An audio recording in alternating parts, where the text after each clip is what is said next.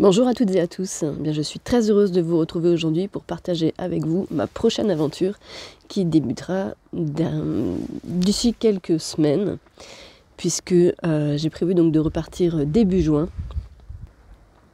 Et j'ai envie de dire que comme à l'accoutumée, je suis pleine d'enthousiasme et d'impatience et à la fois j'observe les peurs et les résistances qui se manifestent à l'intérieur de moi. Alors, roulement de tambour, quelle est cette nouvelle aventure cette année ? Eh bien, elle devrait durer à peu près 2 mois et demi, un peu moins de 3 mois, je pense, j'espère. Et donc, en fait, j'ai choisi de donner un nom déjà à cette expérience. Et donc, cette nouvelle expérience s'intitule « Retour à la source par la voie royale ». Alors, qu'est-ce que ça veut dire, ce retour à la source par la voie royale ? Eh bien, en fait, j'ai donc choisi de partir certainement de Nantes, je pense, même si ça peut peut-être encore un peu bouger, mais a priori, je pense que je devrais partir de Nantes.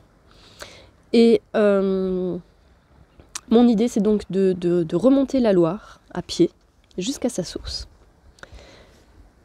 au Mont-Gerbier-des-Joncs, certainement en empruntant le GR3, et de revenir en kayak. Voilà. Donc, de la même façon que j'avais jamais vraiment marché avant de partir à Compostelle, j'ai choisi de revenir en kayak et en même temps, je pense que mon expérience de kayak dans ma vie doit être à peu près d'un cumul de 4 ou 5 heures. Voilà. Mais je me dis que c'est pas très grave. Que ça fait aussi partie du challenge et de pouvoir le partager avec vous en mettant notre attention sur le fait que oui, parfois on peut avoir des envies et que on peut aussi avoir des pensées limitantes qui viennent juste derrière en se disant que non, on peut pas le faire si on n'est pas entraîné ou si on fait pas déjà un petit peu de kayak. Et non, moi j'ai envie de tenter le truc quand même et de faire sauter justement ces croyances limitantes qui nous empêchent de réaliser nos aspirations profondes.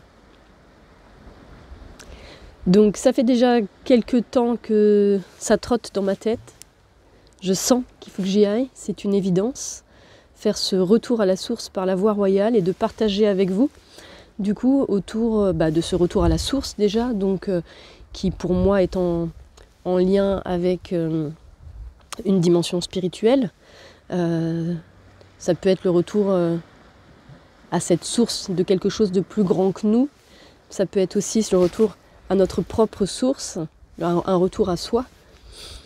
Et puis par la voie royale, parce qu'en longeant la Loire, je vais passer par les châteaux de la Loire.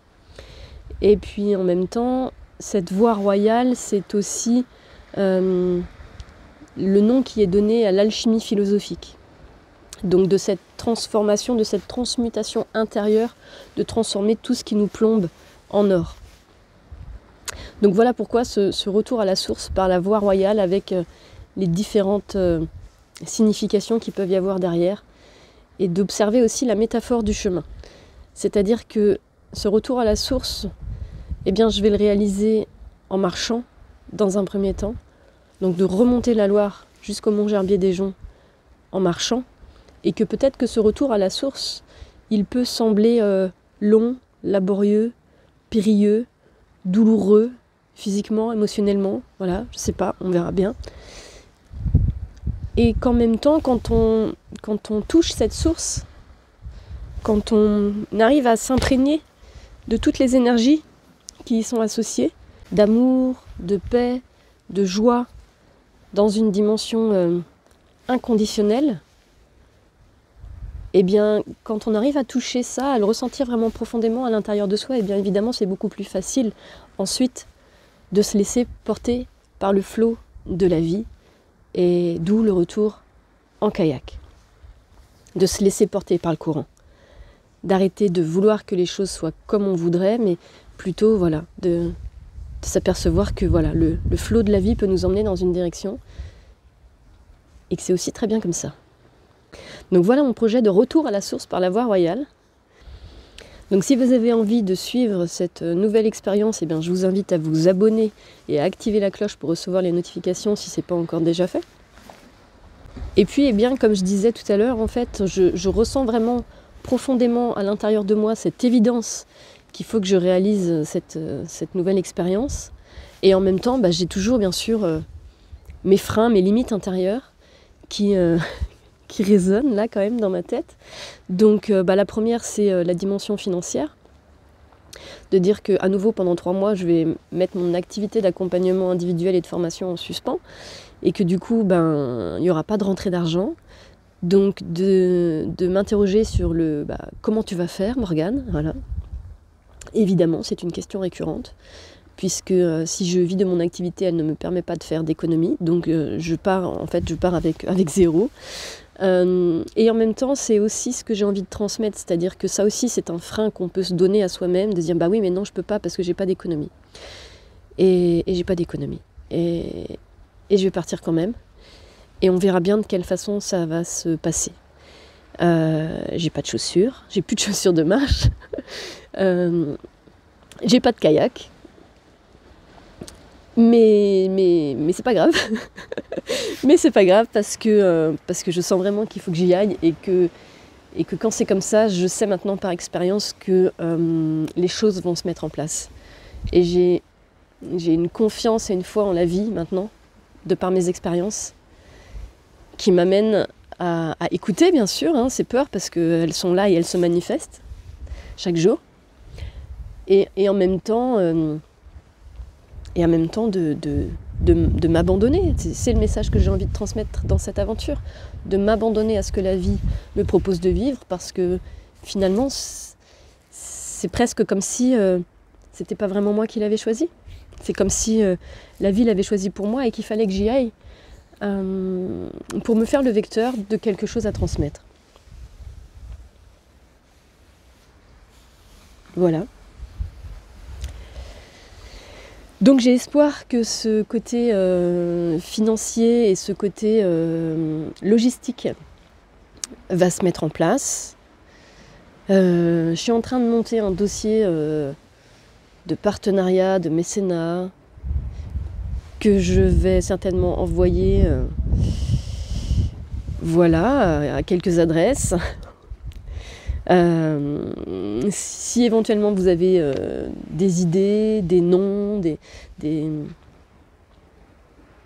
relations, je sais pas moi, si vous êtes une entreprise et que vous êtes porté par mon message, vous avez envie de me soutenir, si vous êtes un particulier, je vais mettre un lien de toute façon dans le descriptif. Si vous avez envie de contribuer à cette nouvelle aventure, nouvelle expérience. Voilà. De toute façon, je me dis que quoi qu'il arrive, je vais partir. Quoi qu'il arrive, les choses elles vont se mettre en place. Et avec quel argent, ça je sais pas encore. Mais je me dis qu'à la limite, si je dois le faire avec 0 argent, c'est peut-être l'expérience que la vie a prévue pour moi. Voilà. Alors évidemment, ça me pousse dans mes zones d'inconfort. C'est une évidence. Mais c'est pas grave, c'est comme ça. Et que je pense que c'est aussi dans l'inconfort qu'on grandit. Dans l'inconfort qu'on ose se dépasser. Qu'on ose bouger les lignes. Qu'on ose aller au-delà de ce qu'on pensait pas possible. Parce que je vais la faire, cette aventure. Voilà. Et on verra bien comment.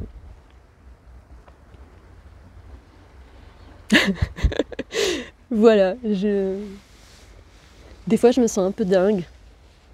Voilà.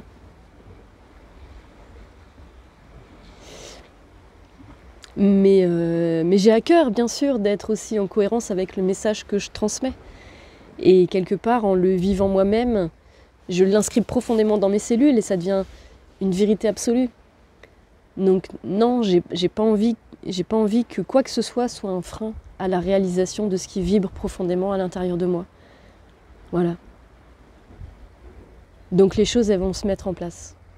C'est une évidence. Et si c'est vrai pour moi, c'est vrai pour vous. S'il y a quelque chose qui vibre profondément à l'intérieur de vous, osez. Osez le réaliser, osez l'aventure, osez aller au-delà de ce que vous pensez être des limites. Écoutez pas les croyances limitantes qui viendront de toute façon.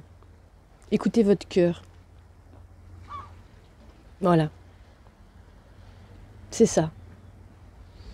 D'écouter cette petite voix intérieure qui sait le chemin qui est à prendre pour être en joie, pour être en harmonie, pour être aligné.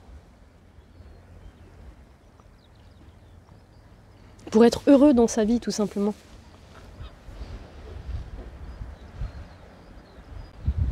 Et on a tous des freins. Et on a tous les capacités de les lever. La vie est belle quand on ose vivre ce qui nous anime profondément. Et je crois que le monde, c'est même pas que je crois, c'est que je suis sûre, que le monde a besoin de gens heureux. Le monde a besoin de gens alignés à qui ils sont. Le monde a besoin voilà, de gens qui vibrent la joie, la plénitude. Des gens qui ont réussi à aller au-delà de leurs blessures et qui sont plus en réaction par rapport à des choses qui pourraient se passer autour d'eux, mais qui sont davantage dans l'accueil, dans l'observation. Le monde a besoin de paix. Et la meilleure manière de contribuer à cette paix, eh bien, c'est de réussir à faire la paix à l'intérieur de soi. Et faire la paix à l'intérieur de soi, ça passe par le fait de s'écouter, d'écouter toutes les parts de soi, d'écouter les aspirations de son âme. Et si au fond de moi, je sais que je serais heureux si je faisais ça, mais je peux pas, ben je prends un autre chemin, mais un chemin qui, du coup, ne me met pas en joie, mais réveille davantage des frustrations ou des incohérences. Donc quelque part, c'est de notre responsabilité à chacun d'oser avancer vers le chemin qui nous met en joie et en paix avec toutes les parts de notre être. Alors, il y aura bien sûr d'autres vidéos d'ici le départ. Je partagerai avec vous un peu les avancées. Je ne sais pas encore. Voilà, il y aura sans doute d'autres choses peut-être aussi entre-temps. Mais j'ai hâte de partager la suite avec vous. Merci déjà d'avoir écouté cette vidéo.